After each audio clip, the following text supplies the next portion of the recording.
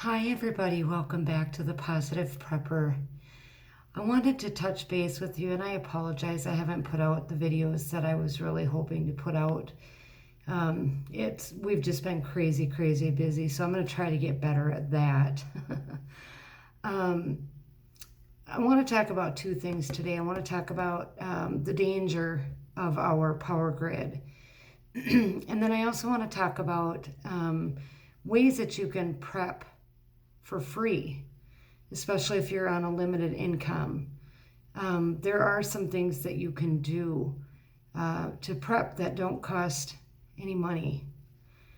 So the first part is the danger that our power grid across the United States is right now.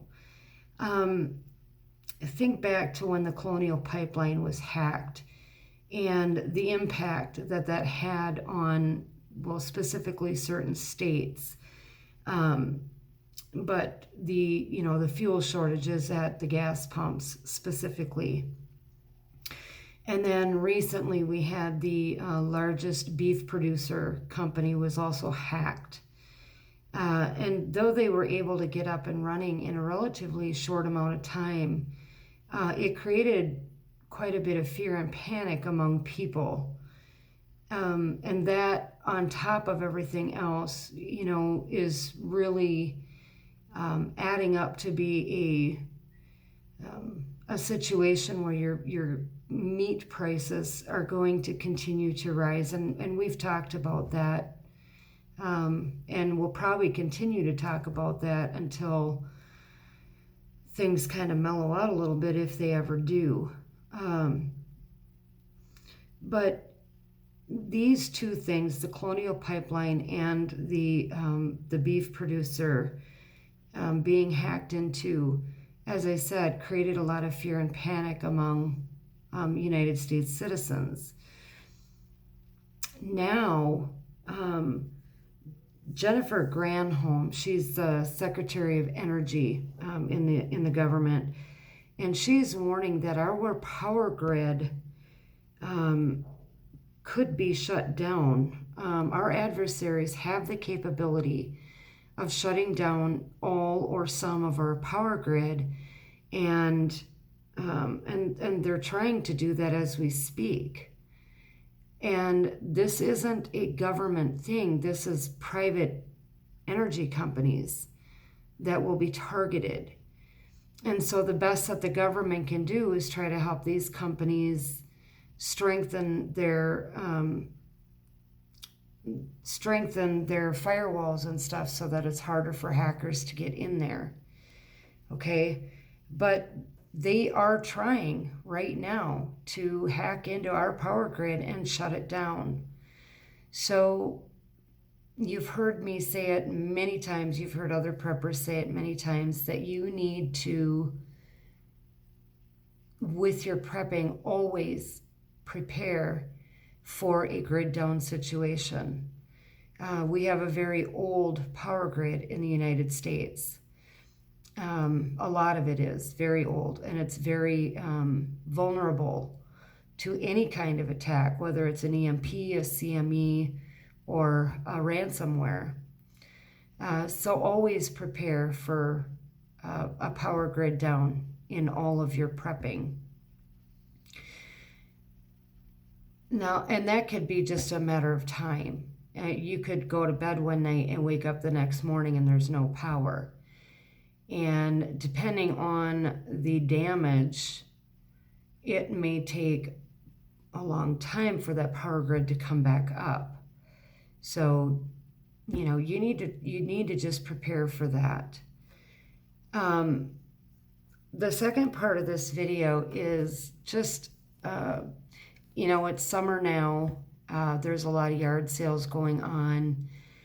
You can start driving around to these garage sales, but also look for free stuff along the curbs. Go on Craigslist at the end of the month, because a lot of people, when they move, have just free stuff that they want to get rid of, and so they put it out at the curb or over by dumpsters. There's a whole community, and I just learned this today, and I didn't know this. There's a whole community of dumpster divers And they're able to pull out stuff even from like IKEA, furniture stores, appliance stores. They're able to go in and pull out free stuff that the stores either have had to throw out or whatever. But then you also have your garage sales, your yard sales, where you can get things, either free or super, super cheap. Some of the things that you can get by doing this are things like refrigerators. Now, refrigerators, if they don't work, you can still bury them in the ground and use them as a root cellar to store your potatoes, your carrots, your onions, that type of thing over the wintertime. Tires. I know farmers that would love for you to take their tires. And tires work great for raised beds. Now, there's some controversy with that because of the chemicals in the tires getting into the ground. The reality with tires, however, is that they, They deteriorate really slowly. Okay, so if you're using them on a short-term basis, tires can work really great. You can also pack them with sand or cement, rocks, whatever, and use them as a perimeter home defense material. You can get wood, fencing, pallets. Pallets are a great building material. The nails that they use inside the pallets make them super, super strong. That's why they're able to hold so much weight when you lift them up with like a hand jack.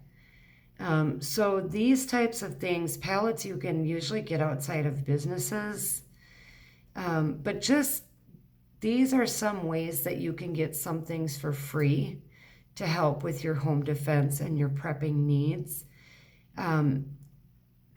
Don't be afraid to send in for free samples of things. And we all know the trick of, when you go to a fast food restaurant, grab those extra packets of ketchup. When you go to the hotels, grab your extra shampoos and conditioners and soaps and that type of stuff. But these are just some other things to think about, especially now that it's summertime. A lot of people put a lot of free stuff out. So these are just some ideas for you to think about, and ways that you can build up your prepping resources without having to spend either any money or a lot of money. I hope this video helps. Please give me a thumbs up, subscribe, and hit the notification bell. I am really going to try harder at getting more videos put out, as I should be, just because there's so much coming in as far as what's going on in the world. And there are so many more prepping things that we haven't even touched on yet. So I hope you guys are all having a great and amazing day. God bless.